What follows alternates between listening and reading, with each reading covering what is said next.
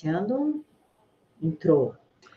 Olá, pessoal, tudo bem com vocês? Em primeiro lugar, bom sábado. Muito obrigada por vocês estarem aqui hoje para uma nova aula de história em que o professor João Carlos vai explicar para a gente os caminhos de 1964. O que antecedeu para chegar a 1964, o que os comunistas estavam aprontando, o que aquele presidente que foi deposto estava articulando para a gente virar uma enorme Cuba, Venezuela, Coreia do Norte, o que vocês quiserem chamar aí, tá bom? Hoje eu não vou fazer uma introdução longa para não tomar tempo da aula do professor, para no final vocês poderem fazer mais perguntas, tá? Então, eu já vou deixar aqui com o professor já de agora. Professor, assume tudo aí. Obrigado, Camila. Obrigado pelo espaço. Então, gente, boa tarde. Prazer em estar aqui com vocês. Falar sobre uma data muito importante para a história do Brasil recente, que aí está virando política, na política e nos meios de comunicação está virando polêmica, né? Que é o 31 de março de 1964. Como nós chegamos a esse dia? Então, para a gente começar essa aula de hoje, a gente tem que começar pensando assim: o mundo, como ele estava desenhado após a Segunda Guerra Mundial, no campo geopolítico, já demonstra os caminhos em que os governos democráticos e os governos ditatoriais comunistas já se tentavam traçar estratégias, né? Então, após a Segunda Guerra Mundial, a gente tem a bipolarização política, econômica e ideológica do mundo, né?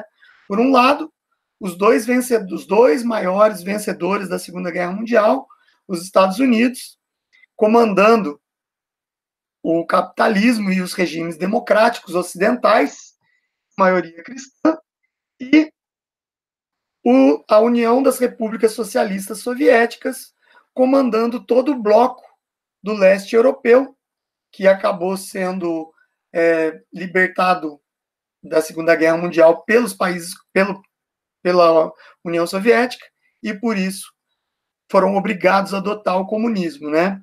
E boa parte lá do Oriente Médio e tudo mais. Então, o mundo estava bipolarizado ideologicamente. É o período chamado de Guerra Fria, termo usado para dizer que a guerra não chegou às vias de fato diretamente entre as duas potências. Sempre eles usando lugares do mundo para fazer aquela queda de braço, qual era o sistema melhor. E essa disputa que levou as duas formas ideológicas de pensamento acabou representando uma questão de hegemonia. Qual era o sistema hegemônico? Os dois modos de pensar, as duas ideologias começam a correr contra o tempo para dominar, aumentar a sua área de abrangência ideológica no mundo. Então, países que não eram comunistas tinham que abraçar o comunismo. Como abraçar o comunismo? Por duas vias. Ou pela via violenta, que é a guerra civil, a guerrilha, né, para tomar o poder de forma violenta, ou estrategicamente através da infiltração em setores da sociedade de espiões, de pessoas que cooptavam com o sistema comunista. O capitalismo, a gente sabe, defendia a liberdade democrática de pensamento, a livre opinião, a livre concorrência e o lucro. Enquanto que os países comunistas desejavam um Estado altamente controlado, população altamente controlada pelo Estado, estatização de todas as empresas privadas, nada de concorrência, apenas monopólio estatal, ideologia através de propagandas ideológicas para fazer a cabeça da população, coletivismo, nada de individualismo, e com isso eles começam essa guerra para implantar o sistema, né? O capitalismo sempre vendendo a imagem de liberdade e o comunismo sempre vendendo a imagem de que era necessário igualar todo mundo. Só que eles não falavam que era igualar por baixo, né? Mas igualar todo mundo num sistema só, não respeitando a individualidade e nem a forma de pensar única de cada pessoa. E a América, ela se torna um alvo do comunismo. Por que ela se torna um alvo do comunismo? Porque em 1959 nós temos a Revolução Cubana, uma revolução de cunho comunista, o primeiro país das Américas a adotar o regime comunista, comandado pelo Fidel Castro e pelo médico argentino Ernesto Che Guevara, dentre outros revolucionários aí. Então, eles tomam de forma violenta a ilha de Cuba, através da passar a ideologia comunista para os camponeses e fazem uma guerrilha rural e depois urbana e tomam o poder em Cuba. Isso agitou toda a intelectualidade e agitou todas as formas de pensamento da América, tanto as contrárias à revolução quanto as a favor da revolução. Acabou acendendo um estado de alerta entre os países, né? Os países alinhados aos Estados Unidos durante a Guerra Fria, eles começam a se precaver desse comunismo. Lembrando que após a Segunda Guerra Mundial, os Estados Unidos criam uma lei de segurança nacional em que prevê combate a tudo que coloque a democracia e o Estado de Direito em risco. O Brasil adota fielmente esse Estatuto Americano de Defesa das Liberdades Civis. Isso é bom frisar, porque daí isso aí lá na frente, quando a gente chegar perto do dia 31 de março, é bom a gente saber que a gente tem uma lei de segurança nacional, que é baseada na Lei de Segurança Nacional dos Estados Unidos, tá? Que garante as liberdades individuais, a democracia e a livre opinião. Bom, Revolução Cubana aconteceu.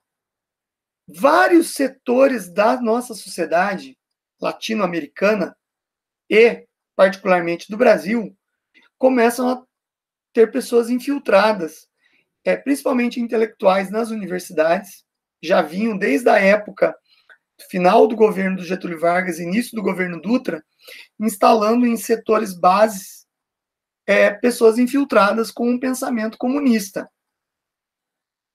E a gente tem aí um exacerbamento desse contexto político, favor e contra o comunismo, durante o governo, a eleição de Jânio Quadros.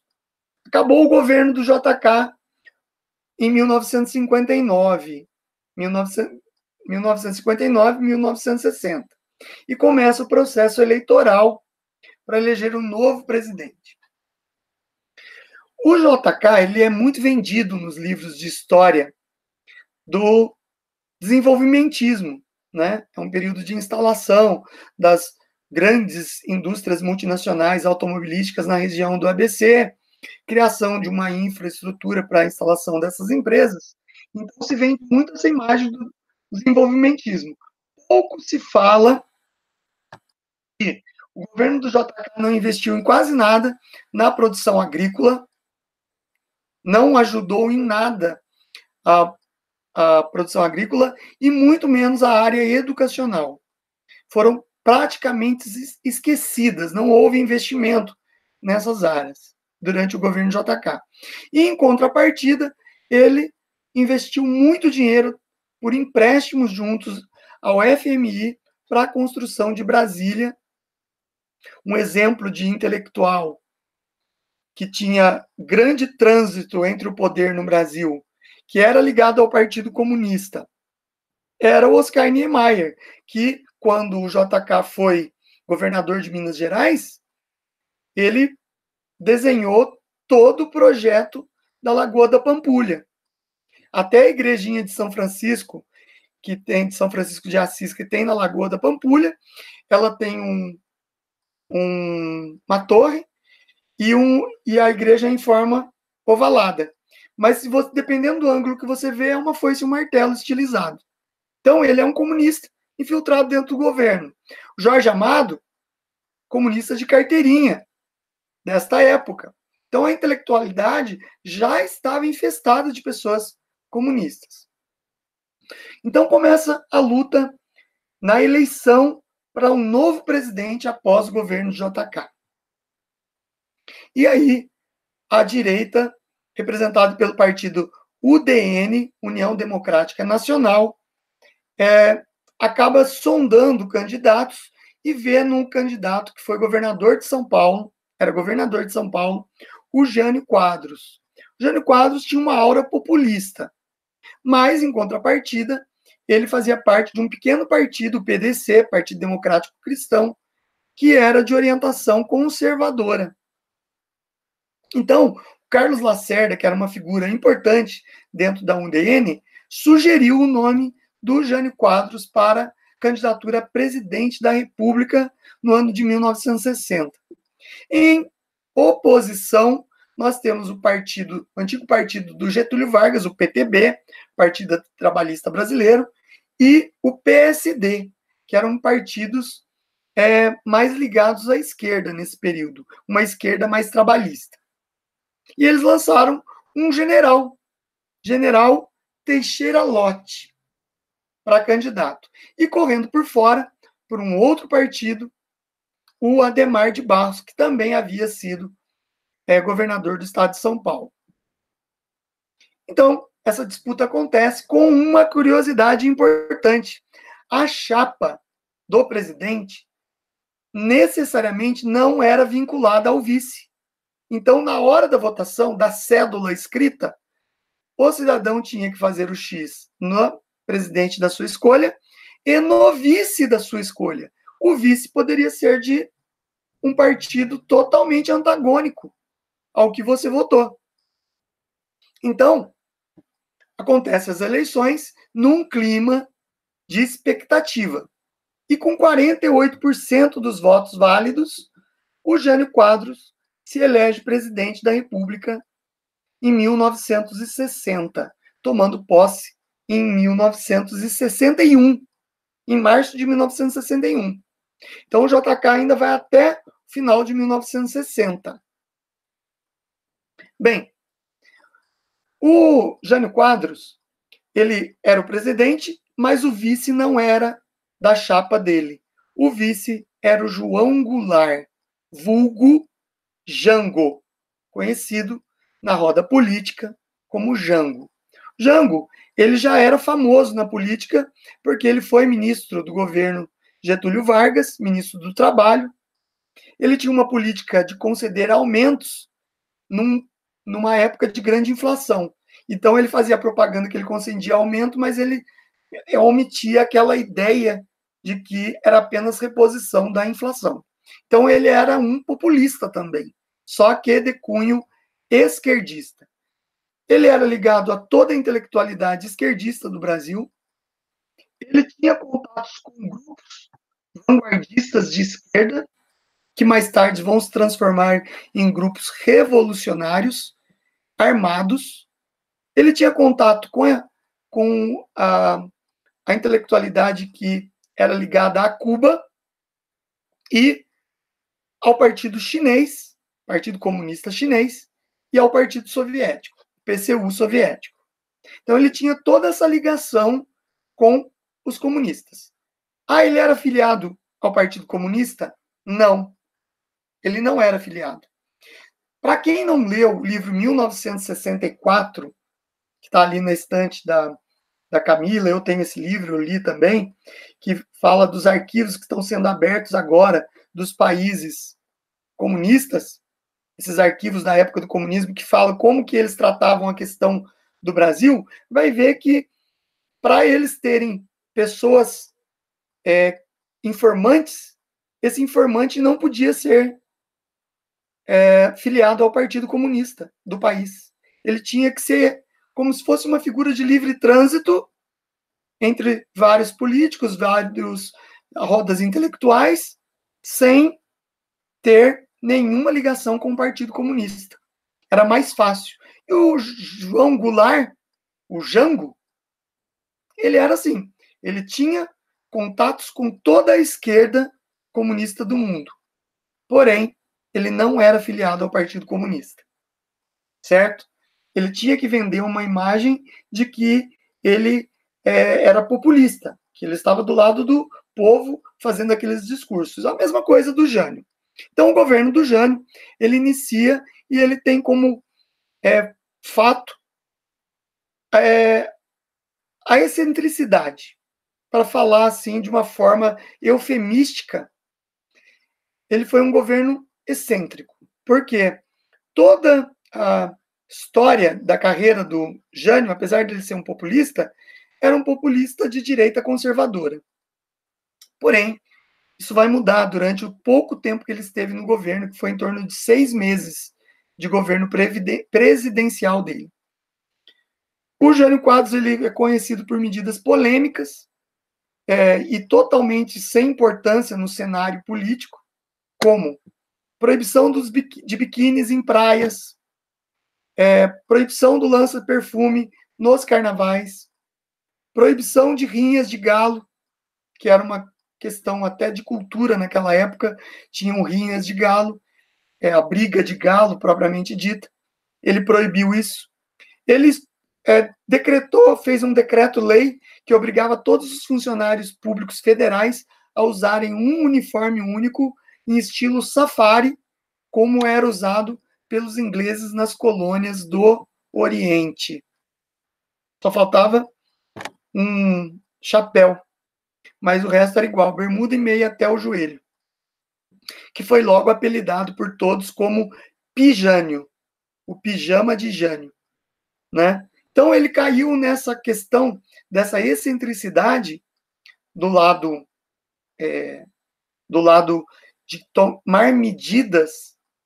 Ele partiu para esse lado da excentricidade, sob a propaganda de que eram medidas conservadoras. Mas, na verdade, eram medidas totalmente sem importância, em que desviavam o foco para o que era importante. Ele pregava uma independência econômica do Brasil frente ao alinhamento norte-americano. Então, ele rompe, ele dá uma guinada à esquerda. Os historiadores usam muito esse termo, uma guinada à esquerda durante o governo dele. Ao invés dele seguir a planificação conservadora e direita que ele sempre se elegeu no partido PDC, ele dá uma guinada à esquerda e começa a defender uma independência frente à hegemonia norte-americana da Guerra Fria. E ele começa a tomar medidas que vão escandalizar a população brasileira, que em sua maioria era conservadora. Primeiro, ele reata as relações diplomáticas com os países do bloco soviético, que haviam sido cortadas após a Segunda Guerra Mundial. Ele reata essas relações diplomáticas e comerciais, com a justificativa de que era necessário fazer comércio com esses países. Ele visita Cuba, Havana, e se maravilha com o regime de Fidel Castro, um regime que assassinou todos os opositores do sistema sem um tribunal de julgamento feito por juízes, mas sim tribunal revolucionário que matava gays, matava padres e matava a população no paredão só por se oporem ao sistema, só por se oporem ao comunismo do Fidel Castro. E ele achou uma maravilha esse sistema comunista que estava sendo implantado na ilha de Cuba. Quando ele volta para o Brasil, ele resolve condecorar o Ernesto Che Guevara, guerrilheiro, assassino, terrorista, com a Gran Ordem do Cruzeiro do Sul, que é a maior ordem condecorativa dada a uma pessoa estrangeira no Brasil. Então, os relatos de época, lembrando que a população brasileira, em sua maioria, era conservadora. Sua esmagadora maioria era conservadora. Foi um escândalo saber que o Che Guevara estava chegando em território nacional. Um assassino terrorista que não tinha nenhum escrúpulo em matar, que escreveu um manual da guerrilha, do foco de guerrilha, lá em Cuba. E ele ficou 3 horas em território nacional. Os militares, eles estavam divididos nesse período. Existiam os militares que simpatizavam com ideologias esquerdistas e com legalismo do João Goulart, que mais tarde vai se tornar o mandatário do governo, e existiam os militares que defendiam as liberdades democráticas e o Estado de Direito contra ameaças comunistas, certo? Então, foi todos os militares que defendiam a democracia, eles se colocaram em estado de emergência no território nacional, com medo que a figura do Ernesto Che Guevara levasse a levantes esquerdistas no Brasil. Atos terroristas, em apoio e tudo mais. Ele permaneceu 3 horas em território nacional, fez um discurso bem diplomático, agradecendo o Jânio Quadros pela condecoração e rumou para a sua ilha dos sonhos, que era Cuba. Né? A ilha que ele podia assassinar livremente os opositores do regime. Então, o Jânio Quadros, ele recebeu duras críticas, por ter recebido e condecorado um comunista guerrilheiro. As personalidades civis e estrangeiras no Brasil, que já haviam recebido em governos anteriores a Grã Ordem do Cruzeiro do Sul, devolveram suas medalhas, suas condecorações, porque eles falavam, é um demérito a gente ter a mesma medalha que um guerrilheiro assassino tem. E devolveram para o governo brasileiro suas condecorações. Ok? As críticas foram cruciais para que o Jânio Quadros, 5 dias após a condecoração, mandasse uma carta para ser lida pelo Congresso. Lembrando que o Jânio Quadros não era uma figura mais popular. Ele, além de tomar medidas anticonservadoras, ele se isolou do seu próprio partido.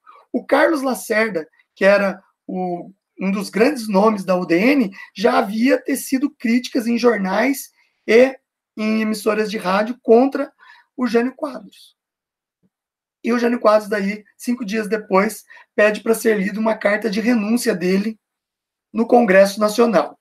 Ele esperava que a maior parte dos historiadores são categóricos, isso é quase uma unanimidade entre os historiadores, falando que ele previa um autogolpe. Ou seja, o que seria um autogolpe? Ele mandaria uma carta de cunho emotivo para ser lida no Congresso e a população ficaria do lado dele, ficaria entristecida do lado dele, achando que ele realmente era perseguido e sairia às ruas em multidões pedindo para que ele permanecesse no poder. E até, lendo no Congresso, alguns congressistas fariam a defesa dele em discursos emocionados. Nada disso aconteceu. A carta tinha um trecho muito peculiar que falava assim: o que obrigou a minha renúncia foram as forças ocultas. Forças ocultas me obrigaram a renunciar. Alguns livros vêm escrito forças terríveis me obrigaram a renunciar. Bem, ele nunca esclareceu isso. Lembrando que em 1982 ele foi prefeito de São Paulo eleito. E muitas vezes foi perguntado. Que ele, quando renunciou, ninguém saiu, ninguém deu bola para ele. ele acabou tendo que ir embora num exílio, autoexílio, porque ele quis se exilar na Inglaterra, em Londres. E muitas vezes, durante a vida dele, até a morte, perguntaram para ele por o que seriam as forças ocultas. E ele nunca revelou. Na verdade, não existiam forças ocultas, né? Existia um presidente que queria ser carregado pela população como um ditador que ia governar o país sem o Congresso para importuná-lo. Essa era a vontade dele, né? Então, a teoria do autogolpe do Jânio Quadros é a mais plausível para explicar esse termo que ele usou, que são as forças ocultas. E daí cria-se um ambiente, depois da renúncia, que é um ambiente de medo. Por quê? No momento da renúncia, no dia 25 de agosto de 1961, o nosso vice-presidente, João Goulart, ele estava em visita oficial na China comunista. Já fazia uma semana que ele estava na China em visita comercial lá, porque havia sido reaberta as negociações econômicas e diplomáticas com os países comunistas. Então ele estava lá. Ele era uma figura de trânsito entre os comunistas brasileiros e, por isso, ele foi representando o governo brasileiro lá. Ok? Bom, quando ele recebe a notícia que o João Goulart, o Jânio Quadros, renunciou, ele imediatamente ele já começa a planejar a sua volta, porque, de acordo com a Constituição de 1946, que era a Constituição que estava em voga, ele poderia assumir o poder como o vice-presidente, assumindo o poder devido à renúncia.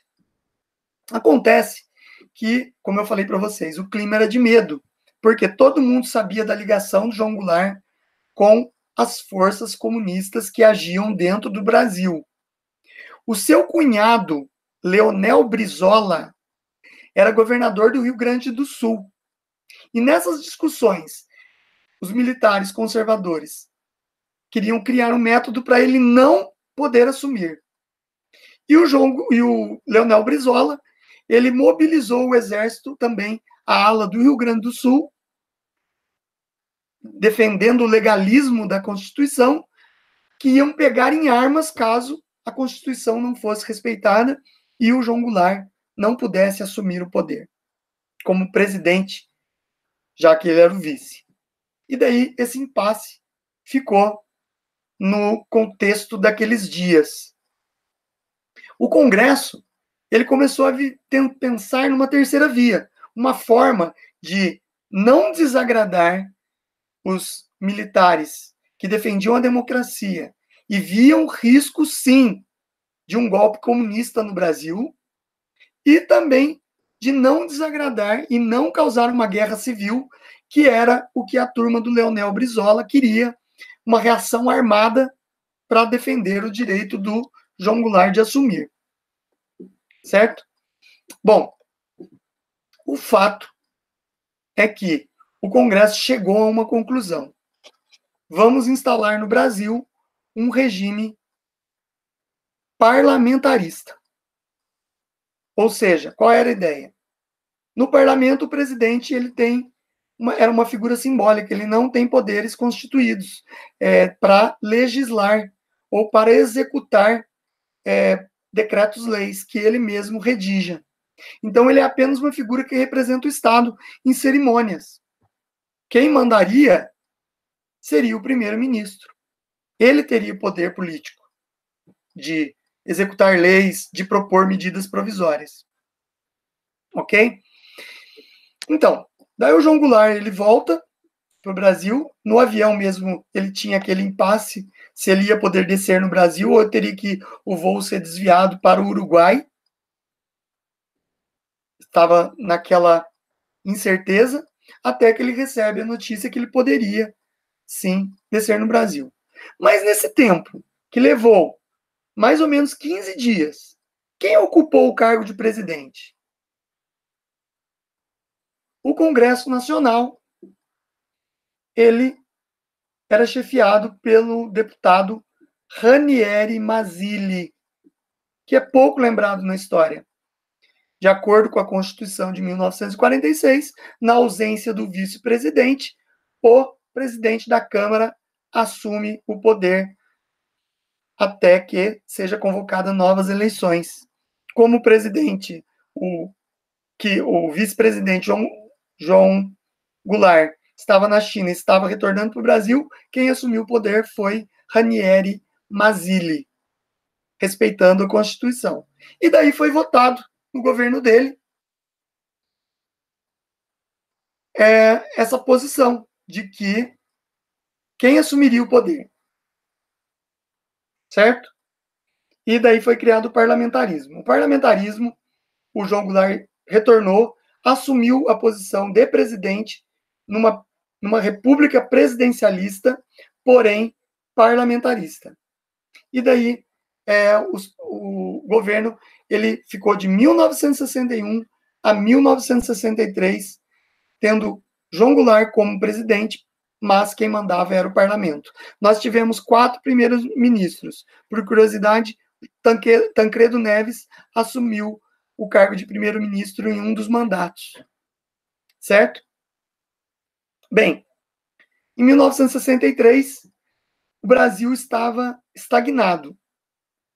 A nossa economia não crescia, a inflação era galopante, uma inflação altíssima, desemprego em alta, vários grupos descontentes, tanto de direita quanto de esquerda, greves, muitas greves, e aproveitando desse clima, o João Goulart, os partidários do João Goulart e também os que queriam ver o Brasil funcionar, eles colocaram um plebiscito. O plebiscito ia decidir o seguinte: o Brasil deve ser presidencialista ou parlamentarista. E o não ao parlamentarismo ganhou. O Brasil passa a ser novamente apenas presidencialista. E daí o João Goulart ele passa a ter posse de plenos poderes na presidência. Isso vai durar pouco tempo. Em 1963, no final de 1963, ele assume com plenos poderes e daí ele começa a tomar as medidas que vão levar ao 31 de março de 1964. Quais são essas medidas? Como eu falei para vocês, o Brasil estava num processo de caos total. Inflação galopante, desemprego galopante, a economia não crescia, o Brasil, frente aos outros países, estava atrasado, e daí o que acontece é que o João Goulart, ele mostra a sua verdadeira face, e daí ele mostra que ele tinha uma face comunista, apesar dele não ser filiado ao Partido Comunista. O que ele faz? Ele, num discurso na Central do Brasil, que reuniu 150 mil pessoas, Central do Brasil é uma rodoviária do Rio de Janeiro, a maior rodoviária do Rio de Janeiro, talvez a maior rodoviária da América Latina, eu acho que depois o Tietê é a primeira, e ele faz um discurso para o povo, e ele fala nesse discurso as reformas de base. As reformas de base defendiam a reforma agrária, a reforma urbana, como nos moldes cubanos. Quem tem 2 imóveis tinha que doar um para o Estado dar para outra família. Quem tinha terras tinha que socializar a terra. Uma série de medidas totalmente comunistas no Brasil. E é aí que os militares entram em campo, certo? Os militares vão se organizar e daí no dia 31 de março de 1964 nós temos os militares nas ruas, e eles, lembrando que o Congresso Nacional ele estava vigente. O Congresso Nacional ele estava em plenos seus poderes legislativos e ele clamava por uma medida militar. Era um clamor popular as medidas militares. E eu estava até esquecendo de dizer que em várias capitais dos estados brasileiros, em São Paulo, Rio de Janeiro e vários outros estados, nas capitais, teve a marcha com Deus e a família pela democracia, né? E que vinha defender uma atitude militar, um posicionamento militar com relação às medidas, às reformas de base propostas pelo João Goulart. Então, essa marcha com Deus e a família pela liberdade, ela reuniu mais de 1 milhão de pessoas somados em todos os estados. Então, isso demonstra o quê? Que o Brasil era um país conservador, que o Brasil defendia valores tradicionais como família e propriedade, né? E rejeitava qualquer aposta aventureira no comunismo. Rejeitava isso. E os militares, então, se reuniram e acabaram fazendo a contra-revolução, porque o João Goulart falava que o pensamento das reformas de base era uma revolução que ia ter no Brasil, uma revolução comunista. E a contra-revolução foi feita pelos militares. Os militares brasileiros, com um sentido patriótico de defesa das liberdades individuais e da democracia, saíram às ruas em defesa do civismo, do patriotismo e dos direitos de uma nação livre e soberana que sempre foi o Brasil. Certo? E daí os militares, eles instituem os governos militares. Como a Constituição de 1946 não previa a retirada do João Goulart do poder, os militares, eles criaram em votação no Congresso, proposta por deputado, portanto, os representantes do povo votaram a favor de uma intervenção militar, que os militares tomassem o poder e destituíssem o João Goulart. Veja, se houve uma votação no Congresso, como é que pode ser golpe? Como é que pode ser golpe? Essa historinha de golpe que a esquerda fala é antiga. A gente viu aí no caso da Dilmanta, da presidenta incompetente e corrupta, ela, até hoje eles falam em golpe, né? Então, esse negócio de falar que a defesa das liberdades, a defesa do que é correto é golpe, a esquerda sempre vai usar esse tipo de narrativa, certo? A verdade é que houve uma contra-revolução e os militares chegaram ao poder. Vocês podem ler em qualquer literatura séria, feita por historiador sério, mesmo alguns de esquerda, você vai ver que houve votação no Congresso para uma intervenção militar e a eleição de Humberto de Alencar Castelo Branco, marechal do Exército, para assumir a presidência. Como foi golpe? Então, o movimento contra-revolucionário dos militares chega ao poder. Ok? Foi fácil? Não foi, porque lembram-se do Leonel Brizola? Ele continuava defendendo que tinham que pegar em armas para resistir contra a intervenção militar. Então, uma parte dos militares ficaram do lado de João Goulart, que eram chamados os militares legalistas, que falavam que na Constituição não previa isso, mas eu lembro que a Casa Legislativa votou em plenário que a intervenção deveria acontecer. Bem, a verdade é que o João Goulart, ele acabou desistindo, porque não houve uma articulação esquerdista para esse caso. Eles não esperavam que isso fosse acontecer. Então, porque se eles esperassem e eles já tivessem todos os esquemas e estratégias montadas, eles fariam um estado de repressão com as reformas de base e obrigariam a instalação disso no Brasil. certo? E nós teríamos uma guerra civil sangrenta aqui, como foi a Revolução Russa, como foi a Revolução Cubana. Teríamos, sim. Mas como isso não aconteceu, eles não estavam preparados, o João Goulart ele acabou pedindo exílio no Uruguai e partiu para lá. Daí você vai estar se perguntando, né? Mas espera lá. Mas existia a intenção do Humberto de Alencar Castelo Branco, marechal do Exército, que assumiu o poder, de devolver o poder à população? Sim, existia. Devolver o poder democrático à população na escolha de uma eleição direta. Certo? Humberto de Alencar Castelo Branco ele entrou com a missão de arrumar a casa,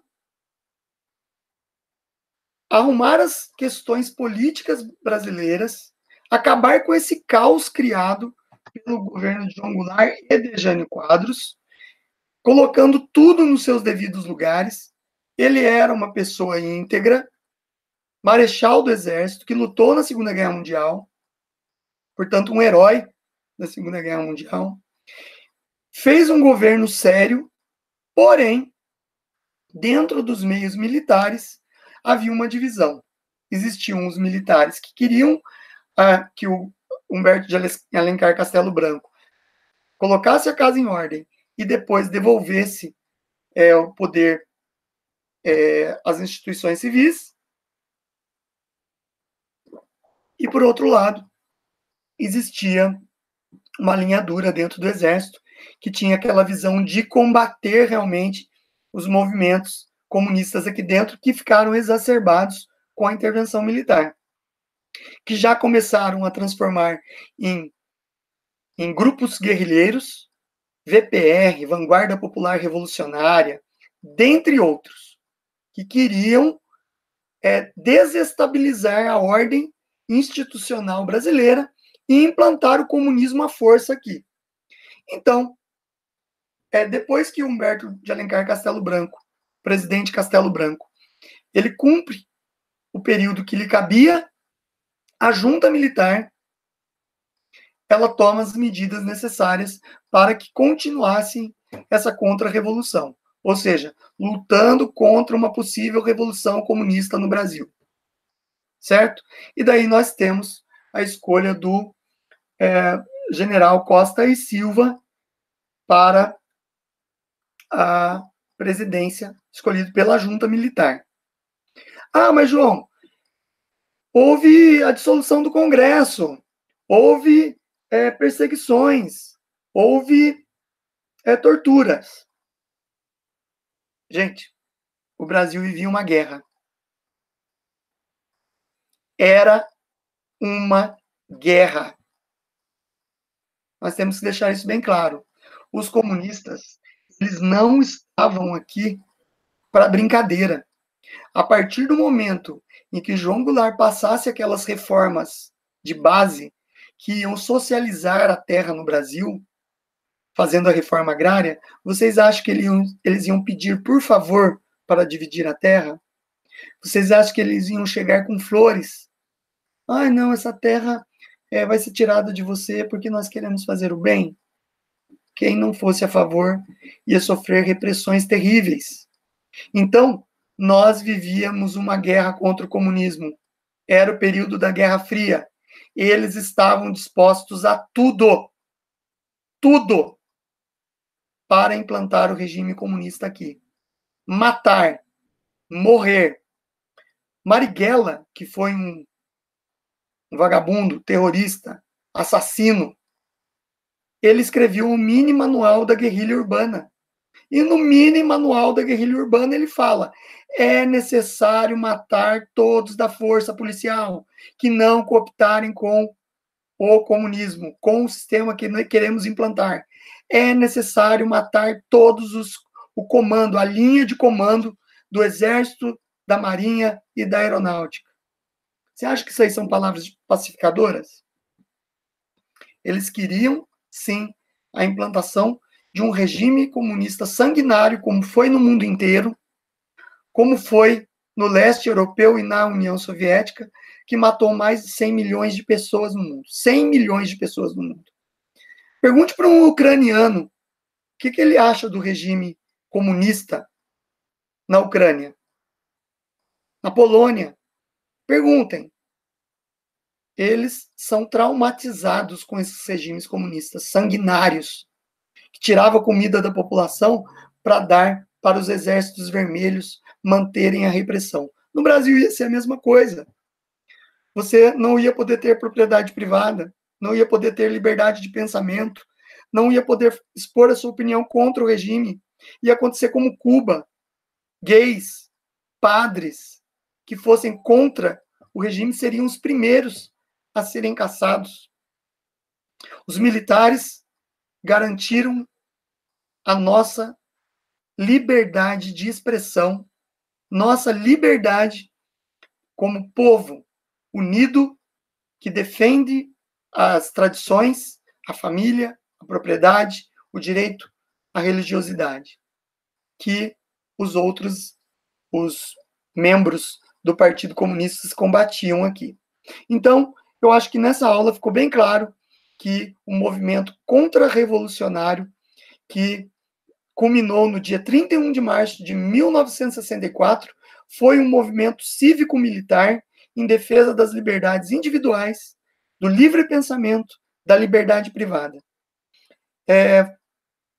Faço minhas palavras do nosso presidente, quando ele era candidato a presidente, que ele falou as palavras do Roberto Marinho quanto ao Roberto Marinho, presidente das organizações Globo, que falou que, tendo em vista que o Brasil estava fora de uma normalidade democrática, que estava correndo risco da implantação do comunismo, e em defesa dos valores da família, os militares tomaram o poder e todos os setores da imprensa conservadora, na época, e toda a população em geral, que era de maioria conservadora, apoiou a intervenção militar contra-revolucionária de 1964. O que nós aprendemos disso? Que nós não queremos isso mais para o nosso país. Que isso é nocivo para as noções de liberdade. A imposição do pensamento comunista, que hoje está muito mais, como que eu vou dizer? A imposição desse pensamento comunista, que agora está dentro das universidades, dentro das escolas, através de professores doutrinadores, hoje é muito mais perigosa do que a guerrilha armada que os grupos comunistas brasileiros queriam fazer contra a contra-revolução militar no Brasil. Hoje nós vivemos num ambiente muito mais perigoso, porque sem você saber, sem você perceber, o seu filho está sendo doutrinado nas escolas com pensamentos anti-família, anti-liberdade individual, anti-propriedade privada.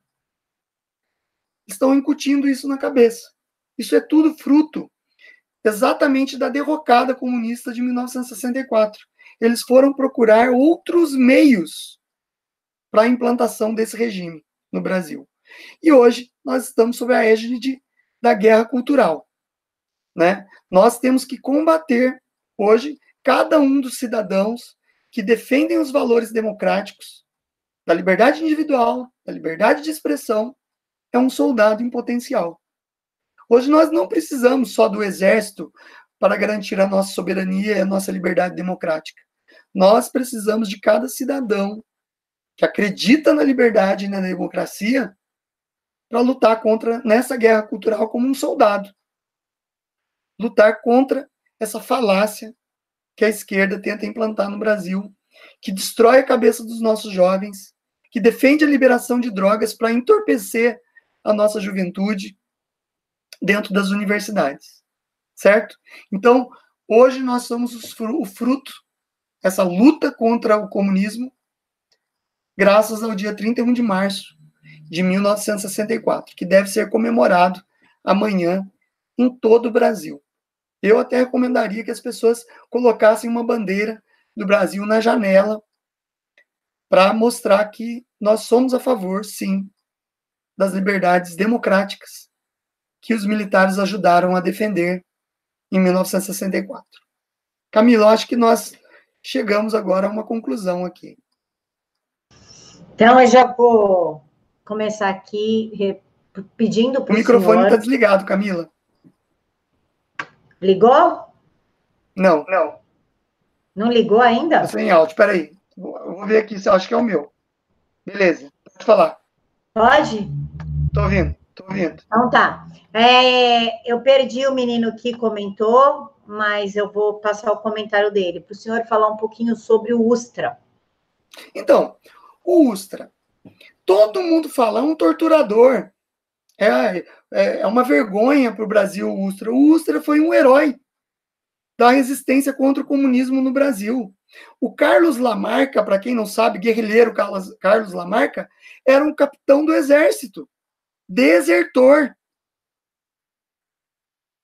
assaltante de banco, guerrilheiro, que montou vanguardas guerrilheiras no Brasil. O Ustra, ele se manteve fiel à ordem militar, ele usou das suas prerrogativas para combater os comunistas. Mas aí fala, mas e a tortura? Gente, numa guerra, infelizmente, quem se meteu com a esquerda estava correndo risco, porque numa guerra não há limites. A guerra acontece em exacerbações dos dois lados. Alguém aqui falou para vocês que a Dilma Rousseff ela era de um grupo revolucionário armado que atacava quartéis, que matavam soldados de 19 anos? Não, isso ninguém vai falar para vocês. Os livros de história não falam isso. Falam que o Ustra é um torturador. Mas não falam que a nossa ex-presidente da República foi de um grupo revolucionário armado que matavam pessoas nos quartéis. Jovens de 19 anos nos quartéis. Né? Então, o que eu digo para vocês? Eu vejo o coronel Brilhante Ustra como um herói da contra-revolução do governo militar. Certo? Professor, a EJAPA está perguntando o seguinte: professor, você acha que os líderes comunistas se pautavam nas questões ideológicas ou se apropriaram disso em bem próprio? Então, todo o establishment comunista, ele se apropria de tudo. Ele usa como uma face dourada e lisa as questões ideológicas. Não, vamos igualar as pessoas, porque propriedade privada é antinatural, tudo tem que ser de todos, tudo tem que ser bonito e liso. Porém, eles se apropriam de tudo. O Estado comunista é centralizador. Ele traz as benesses para quem está no poder. O povo come migalhas, vive na miséria, é igualado por baixo, enquanto que uma casta superior mandatária vive das benesses do sistema. Então, eles usam do discurso bonitinho, mas se apropriam. Ejapa, brilhante a sua pergunta. Obrigado.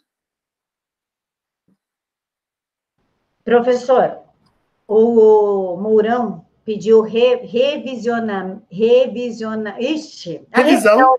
revisão histórica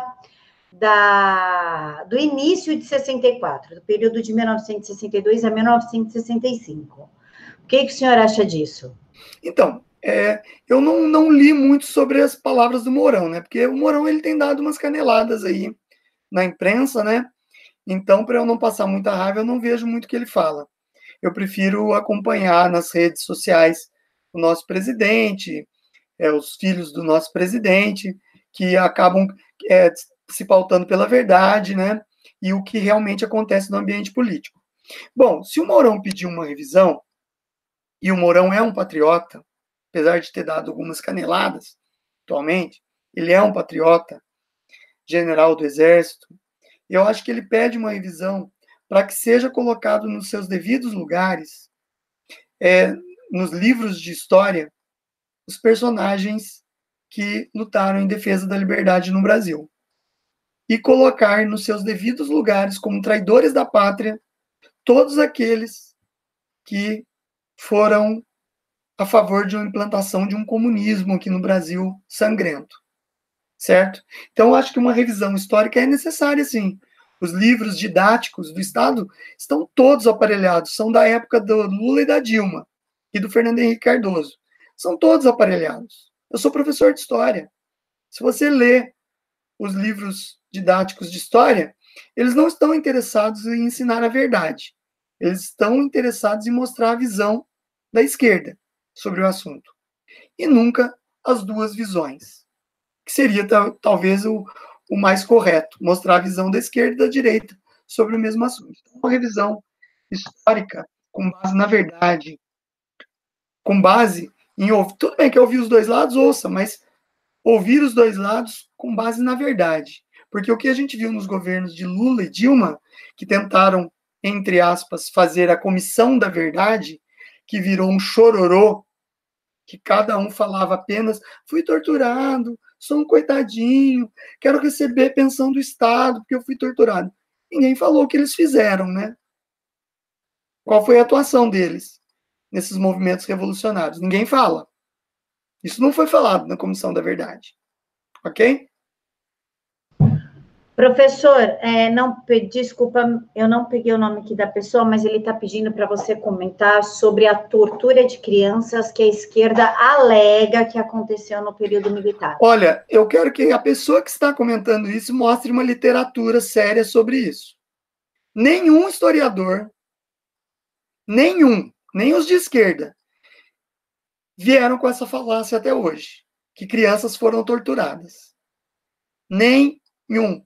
Não existe nenhuma literatura no Brasil ou estrangeira que mostre que durante a ditadura militar, durante a época do governo militar no Brasil, houve tortura de crianças. Houve, sim, polícia na rua, repressão a grupos terroristas. Não existia criança para isso, não. Qual pai que ia colocar uma criança? É fato que os comunistas eles se escondem atrás de crianças, né?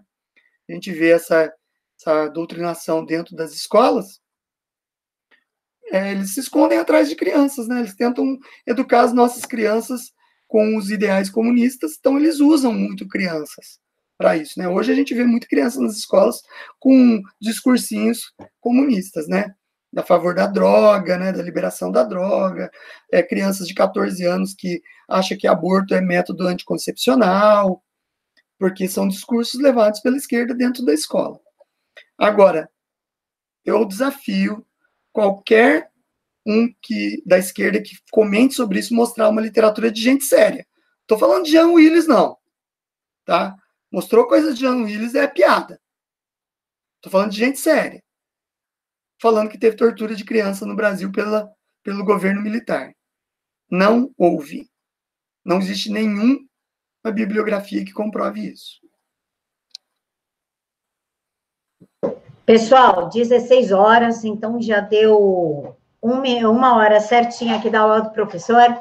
Então, quem está com dúvidas ainda, vai lá no canal do professor, o link está aqui na caixa de informações, e deixem as perguntas no último vídeo que ele postou, que ele entra lá e responde. Se ele não responder escrito, ele faz um vídeo respondendo. Quando a pergunta é muito longa, é melhor fazer um vídeo para responder. Outra coisa, parece que agora, às 16 horas, no canal do professor, canal Opinião Conservadora, vai ter um debate, uma palestra. Deixa eu pegar aqui que eu estava lendo. Vídeo novo no meu canal, hoje às 16 horas, com o maior nome do antifeminismo no Brasil. Então, está começando agora, por sinal. Então, vão lá assistir esse hangout, tá? E às 9 horas da noite, no canal do Bruno Johnson, sábado à direita. Professor, quer se despedir deles? Sim, rapidamente. Não é exatamente um hangout, né? O Tiago Lopes, que é um aluno de ensino médio que faz parte do canal, ele teve contato com a Ana Caroline Campagnolo, que é o maior nome hoje, historiadora, professora, historiadora e escritora, deputada pelo estado de Santa Catarina, e que é o maior nome contra essa falácia do feminismo, né? É o maior nome antifeminista do Brasil hoje. É uma mulher, olha que coisa legal. E aí ele conseguiu uma entrevista rapidinha com ela, não chega a ser um hangout, tá? Se inscreva lá no canal Opinião Conservadora para dar um apoio para a gente, e eu agradeço muito você, Camila, sempre, e a gente está aí prestando, nós que estamos do lado da direita, do lado do conservadorismo, estamos prestando sempre um serviço de informação verdadeira à população que busca o conhecimento. O único conselho que eu dou no canal que eu quero e bato nessa tecla, gente, leiam, busquem cursos, estudem, comprem livros. Eu, quando olho, assim, um jovem lendo, eu penso assim, esse jovem não vai ser enganado com facilidade. Só por ele ler, entendeu? Ah, você vai falar, mas ler qualquer coisa? Não. Pegando um livro, realmente, pode ser até de história, até de outro viés, ele vai criar uma crítica sobre aquilo. A leitura abre as mentes. Então é isso que eu peço para vocês, tá? Leiam, gente. Obrigado, Camila. Então é isso, pessoal. Muito obrigada pela audiência de vocês, por ficarem aqui comentando. O chat é sempre muito informativo. Eu aprendo bastante lendo aqui a discussão de vocês.